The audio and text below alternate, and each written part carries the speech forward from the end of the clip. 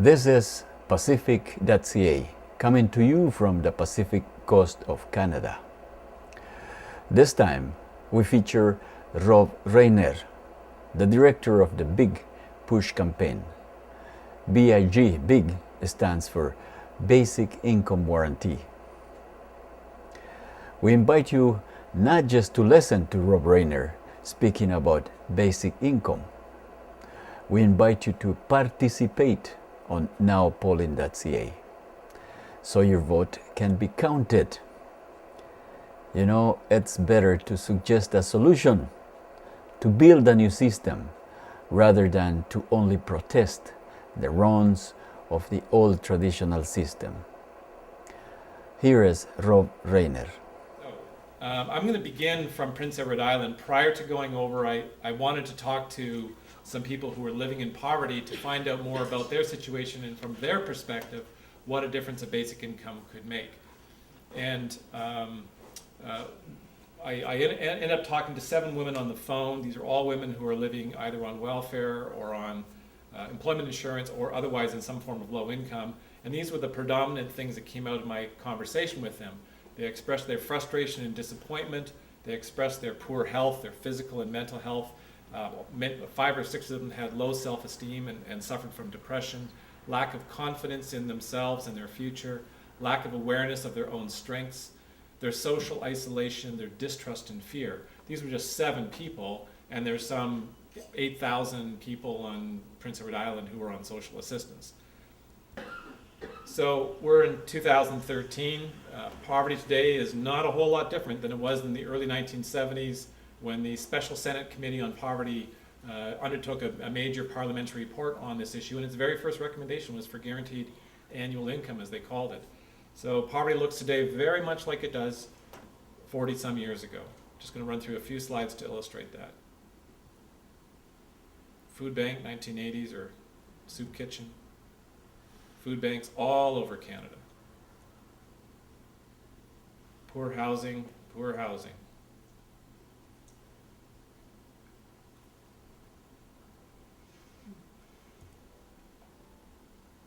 Search for affordable housing.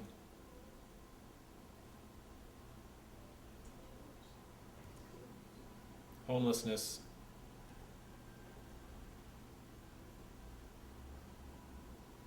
So this graph helps to illustrate the lack of progress on this issue. The red line is for adults, and this is using a measurement of poverty called the low income measure after tax, which in my view is the best that we have in Canada at the moment. And you can see in 1989 on the far left, the poverty rate for adults was just under about 9%, and in 2010 it had risen to 12.7%. For children, almost no difference between 1989, which was the year that Parliament said that they eradicate child poverty by the year 2000, and 2010, in fact up to the current year, about the same level. Seniors, there was a dip for a number of years, but the incidence of poverty among seniors has been rising again. This illustrates child poverty rates for Canada and the provinces. PEI actually had the highest rate of child poverty in 2010. BC on this graph shows up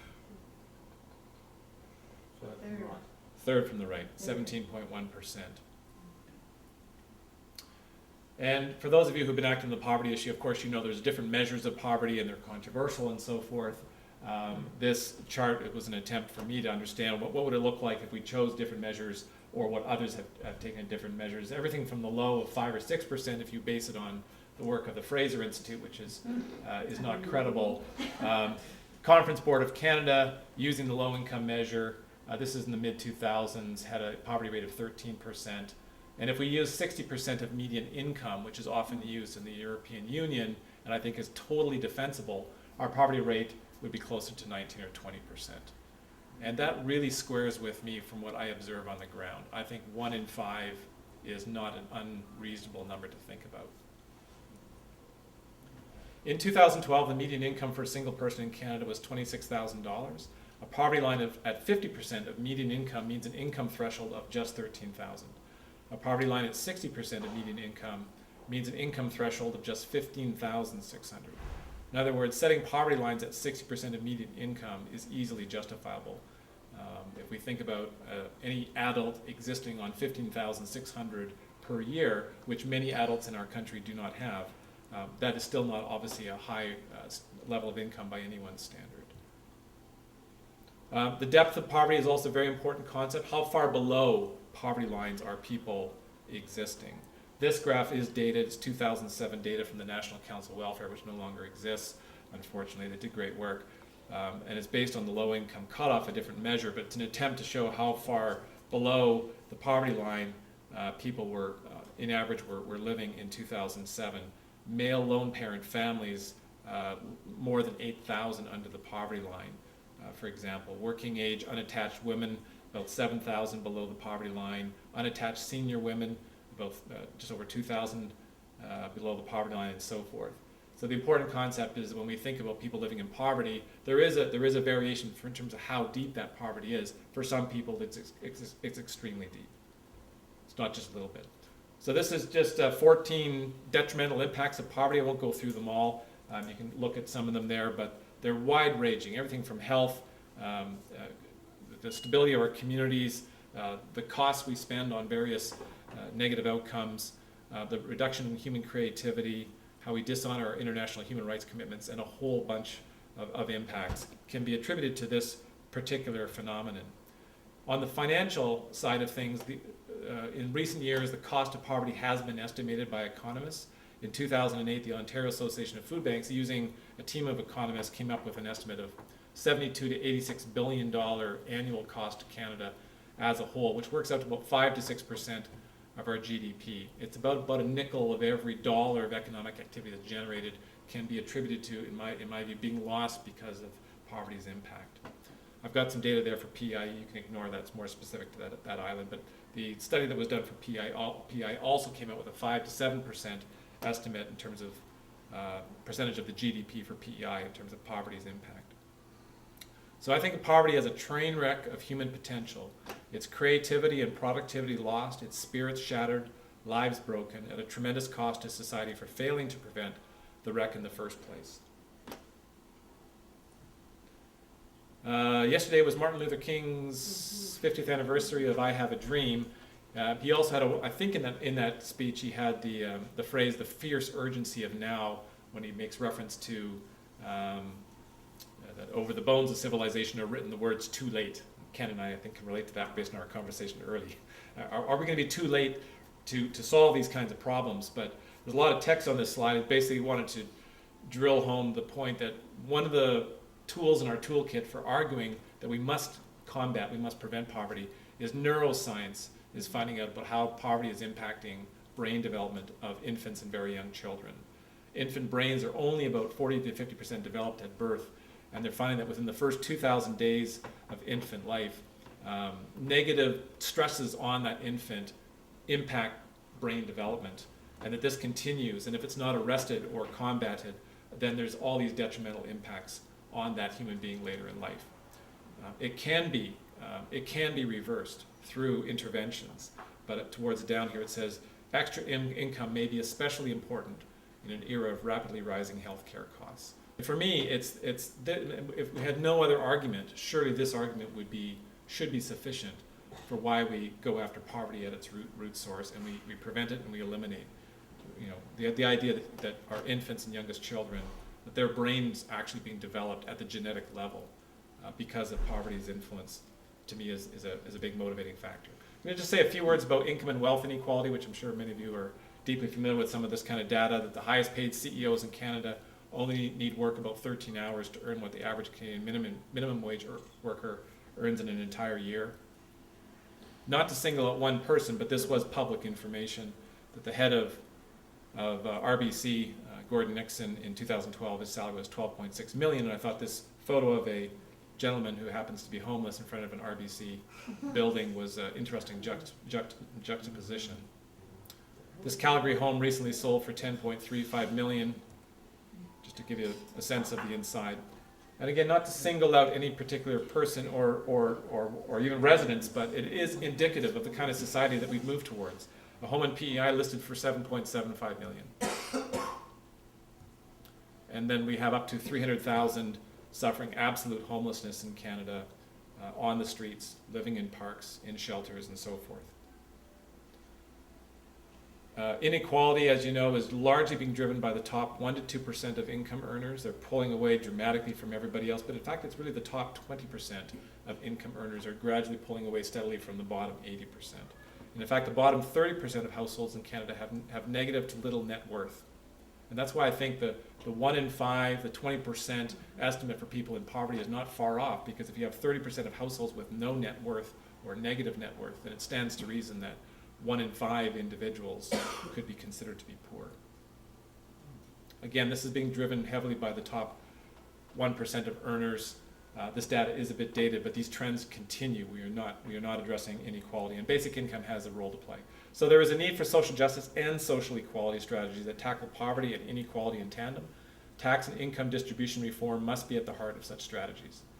Roosevelt said, "The test of our progress is not whether we add more to the abundance of those who have much, it is whether we provide enough for those who have little." Martin Luther King said, "True compassion is more than flipping a coin to a beggar. It comes to see that an edifice which produces beggars needs restructuring." And Mandela says that like slavery and apartheid, poverty is not natural. It is man-made and can be overcome and eradicated by the actions of human beings. Overcoming poverty is not a gesture of charity, it is an act of justice. It is the protection of a fundamental human right, the right to dignity and a decent life. So poverty is a human rights violation. The UN Committee on Economic, Social, and Cultural Rights has defined it more broadly, but re-emphasizing that basically this is a human rights issue.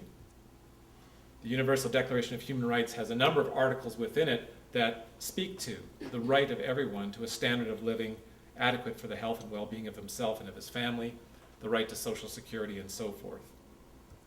Our Charter of Rights and Freedoms has very little to say about these kinds of issues as human rights issues, but there are a few articles, notably Article 7, that everyone has the right to life, liberty, and security of the person. We have a lawyer in the room, maybe more than one lawyer, and it would be interesting to have some discussion about this whole matter, whether or not this particular article in the Charter could in some way be used to argue for basic income to help ensure security of the person. Louise Arbour, when she was UN Human Rights Commissioner in 2006, said that combating poverty, deprivation, and exclusion is not a matter of charity, and it does not depend on how rich a country is. By tackling poverty as a matter of human rights obligation, the world will have a better chance of abolishing the scourge in our lifetime. Poverty eradication is an achievable goal. I put this human rights stuff in there because it's very important for me, and I hope for you, that the response to poverty be anchored in this human rights commitment, that is the fundamental. People have a right to social security, have a right to an adequate standard of living, have a right to food, housing, and so forth. If we begin our response from that basis, I think our response is going to be more meaningful and lasting. More specifically, citizens are rights holders. We have the rights that have been enshrined in these international treaties and so forth, have been codified in, if you will, a moral as well as legal standing. And governments have a duty to honor these rights. They have a duty to us. So we have to create a framework by which citizens can claim these rights, and that such claims can be received and acted upon. This is part of the solution to the problem. Register your name to participate on nowpolling.ca. You can create an account from here and register your name to participate on nowpolling.ca. Select Canadian Federation. Then you go down the list and look for social services. Select social services. And then choose personal income transfers. And here it is. It's a poll on income distribution. Basic income is a means to honor economic and social rights, to meet the moral obligation to prevent and eliminate poverty, to help reduce income and wealth inequality, and to help advance prosperity and well-being for all. Basic income is known by other names: basic income guarantee, citizens dividend, citizens income, guaranteed adequate income, guaranteed annual income, livable income, guaranteed livable income. I don't particularly care what it's called. It's really the concept which is what's important, and I think that's why we're largely here. This is also not a new topic. It has been around in some discussion in Canada for a very long time, and it goes back much, much further in history. with major thinkers giving some thought as to really basically the rights of a human being. Do we have a right, for example, to a basic share of the wealth of the land or the share of the resources that we have? Do we believe that or not? If we believe that we do, that's also can be part of how we respond to issues like poverty. I won't go through this in detail, other than to say there has been some interesting history on basic income or guaranteed income in Canada. I mentioned the Special Senate Committee report in 1971 had guaranteed income as its #1 recommendation. There was a 3-year experiment in Manitoba called Manitoba MinCom, which has very interesting results of being surfaced by a researcher at the University of Manitoba on what happened as a result of that experiment in terms of health impacts and educational impacts. But more recently, we've had groups like the Caledon Institute has come up with a fairly detailed proposal for a basic income for persons with severe disabilities. Last year was the founding of the group that is now behind this campaign, Basic Income Canada Network. And the Canadian Centre for Policy Alternatives had a recent paper that had a bunch of recommendations for tax reform, including for an enhanced federal system of guaranteed income. There are 2 main types of basic income, and I'll just briefly sketch those out. And again, some of you are going to be familiar with this. There's what's called the Universal Demogrant, where everyone eligible to receive this will receive it irrespective of need. It's highly egalitarian. So the idea with the basic income would be advanced to every citizen who's eligible to receive it. There's an example of this in Alaska called the Alaska Permanent Fund, where every citizen of the state, you have to be resident for a year and you can't be in prison, receives a share of essentially the state's oil wealth. And it has varied from a few $100s up to $2,000 per person per year. Last year it was about $850 or something. That's one example in the world of a universal demogrant. The other example is the negative income tax, which is a more targeted way to specifically get income to those who fall below a particularly poverty line or poverty threshold. So again, the universal demogrant, and this is what's largely championed by the group Basic Income Earth Network. They define basic income as an income unconditionally granted by governments to all on an individual basis with a means test or work requirement. And this is a really critical aspect of basic income. It does not, your receipt of basic income is not meant to depend on whether or not you're in the labor market or not. You could be in the labor market, you could be out of the labor market, you could be partially in the labor market. It's immaterial. The point is, you're a human being with certain basic rights, and you're entitled to an essential basic share of the wealth to stabilize your existence. And everyone eligible to receive the demogrant receives it irrespective of need. Again, the Alaska Permanent Fund, which I just mentioned, a bit of data on this. This was established almost 40 years ago. It's based on a share of the oil revenue in the state, which in itself, I'm just looking at Ken here, I would say, I would probably agree, we'd say it itself is problematic because that oil revenue is not going to last forever. So, but nonetheless, it had the governor at the time, Jay Hammond, had a vision that this was going to be something that would promote well-being in the state of Alaska, and it's a very, very popular program. Part of the problem with the demogrant in thinking about how it could be sufficient to tackle and eliminate poverty would have to be quite large, and then the cost of that becomes very, very big. And then that leads to the question, how would we ever finance this? This was a calculation done by a colleague of mine who's involved in the campaign, based on calculations of a demogrant for adults and a demogrant for children, based on about $19,000 per adult or $5,000 per child, and she came up with the estimate of $553 billion basically, which was more than double the current federal expenditures.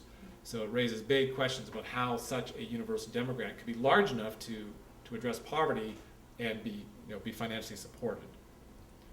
The negative income tax, as I mentioned, is a more targeted way at getting at poverty specifically. Basically, it's money that would go to people who would fall below a poverty line. It could be done through the tax system by basically checking a box like we currently do for the GST credit or the working income tax credit. Those kinds of programs could be folded into a broader basic income scheme, and then if your income falls below a certain line that would be applicable to you, check that box, and then the additional income you would need to bring yourself up to that and beyond that poverty line would then come to you likely on a monthly basis.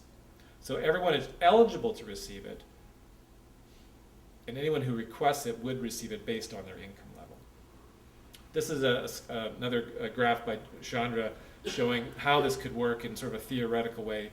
If over to the left, the line begins at 15,000, So the maximum in this scheme is a maximum basic income of 15,000, and by the time your total income reaches 60,000, the basic income will be phased out to zero. We have some what I call quasi-examples of basic income in Canada. The old age security, which now kicks in, well, I guess it still kicks in at age 65, but will, in whatever it is, 2023, will move up to age 67. The guaranteed income supplement for seniors, Canada Child Tax Benefit, the Universal Child Care Benefit, Working Income Tax Benefit, the GST tax credit, and so forth. These are quasi-basic income programs. They're not full-blown, they're certainly not demogrants. They're almost all means tested. Or if they're universal, they're for a very specific segment of the population, not for the population as a whole. So our vision in this campaign is that we can expand upon what we already have, and we can create a system of income security that's going to work for more people than it's currently working for. So how could we finance a basic income? With a negative income tax, my very rough calculation is we're looking at an additional 25 to 35 billion that needs to be found within the country to ensure anybody who's in poverty now and based on their depth of poverty would have that eliminated. 25 to 35 billion is my rough calculation. It sounds like a big number, but then we look at all the ways this could be financed. It is doable. And much of this could apply also towards the demogrant. We could begin by simply reallocating public expenditure priorities, or what we could call people before pandas. I do love panda bears, but the pandas they're bringing into Toronto Zoo, I think their feeding cost is something like 15 million a year, which I worked out to be roughly what it would cost to support a basic income pilot in Prince Edward Island. We can increase progressivity in our personal and corporate income tax systems, increase the fairness so that those who are earning the higher amounts would pay a fairer share than what they are currently paying. We could establish a fair tax on large inheritances. We could tax capital gains at higher rates. We could allocate a portion of carbon taxes. We could establish a Canada Permanent Fund similar to what they've done in Alaska or Norway. We could close tax havens and loopholes. We could impose small financial transactions tax, the so-called Tobin tax. We could reinvest savings that we would realize in healthcare and criminal justice because of basic income back into supporting basic income. All kinds of ways that we can finance basic income. This is a schematic I came up with to try to show how I think basic income can be nested within a broader scheme of what I call modernized social security. So we have basic income, if you will, on the floor. It is the foundation for the system, and it's meant to cover basic needs like high quality and food of high quality and necessary quantity, replacement clothing and footwear, average dwelling rent, local public transportation, home internet access, and so forth. As Robert and I talked about originally, we can have a discussion as to what constitutes basic needs, and some nations have tried to address this, but I think we could come up with a pretty reasonable list of what constitutes basic needs that then should be met by basic income. And then there's all kinds of other social supports that we have in place, many of which need to be improved and enhanced, from housing, childcare and early childhood development, labor standard supports, disability supports, arts and recreation supports, and so forth. And then at the top level is earned income. So if you're in the labor market, you may be able to provide for all your needs through your income. But if you're not in the labor market, only partially in the labor market, you have these supports. And so it's this bottom third of the graph that this campaign is largely focused on, expanding, building on basic income. So the Big Push campaign seeks to build on existing variable forms of basic income so that as a final end goal, an expanded system of basic income will be in place. It's embedded in this group called Basic Income Canada Network. It was only incorporated last year. It begins with no resources, literally no money. We have a little bit in the bank now, but it's in its infancy. And this group was established to provide a focus on basic income, because we didn't have a national group, if you will, solely focused on basic income, and now we do. It is governed by some of Canada's most knowledgeable persons on basic income. There's some people on the board there who are leading academics on this issue, or have a lot of practical on-the-ground experience working on poverty issues, and who are keenly supportive of basic income as one of the solutions. It is the affiliate of Basic Income Earth Network, which is a more international body with, if you will, affiliates in about 23, 24 different countries around the world now. The goals of the campaign are three. We want to raise public awareness of basic income, what it is and why it is needed, like presentations like tonight, the kind of discussion we're going to have. We want to build public support for an expanded system of basic income in Canada. That means getting more grassroots support as well as political support. Finally, we want to secure commitments for and delivery of an expanded system of basic income in Canada. What we mean by that are political commitments, be it come from one province or one territory, we don't care who goes first, but we want one jurisdiction to step up to the plate and say, you know what we've been doing for 30 or 40 years isn't working, we're throwing money away on a whole bunch of programs that we're not getting good outcomes for. We at least should give this a try. Therefore, a key sub-objective, and really the most tangible focus that we're striving for is try to get commitments for one or more 5-year basic income pilot projects. We have the Manitoba Income Experiment of the 70s, but it's almost 40 years ago. The data is interesting, but it's kind of limited. If we could get a basic income pilot going in BC and attach a whole bunch of robust research around it so we can generate more evidence of how good this thing can be, we think that's going to be necessary to get the larger political commitment. We don't think we can go from where we are today to basic income for all soon unless we build more evidence of its utility in Canada. Martin Luther King thought this was the way to abolish poverty through the guaranteed income. And this is just the flip side of those 14 negative impacts of poverty. This is basic income's promise. I believe it will lead to better physical and mental health, reduce healthcare spending, improve family stability, safer neighborhoods, greater community resilience, and so forth and so forth. We could probably add more benefits to this list. But I think basic income is one of the most profound and important public policy tools that we need to move on to build a better BC and a better Canada. Register your name to participate on nowpolling.ca. You can create an account from here and register your name to participate on nowpolling.ca. Select Canadian Federation. Then you go down the list and look for social services. Select social services. If you select an unintended topic from the list, you can step back on the navigating path here on top of the page and you can go back to Canadian Federation and select social services in the middle of the list there, and then choose personal income transfers. And here it is a poll on income distribution. So far, this poll lists 5 initiatives. You can select any one of them by clicking on the circle.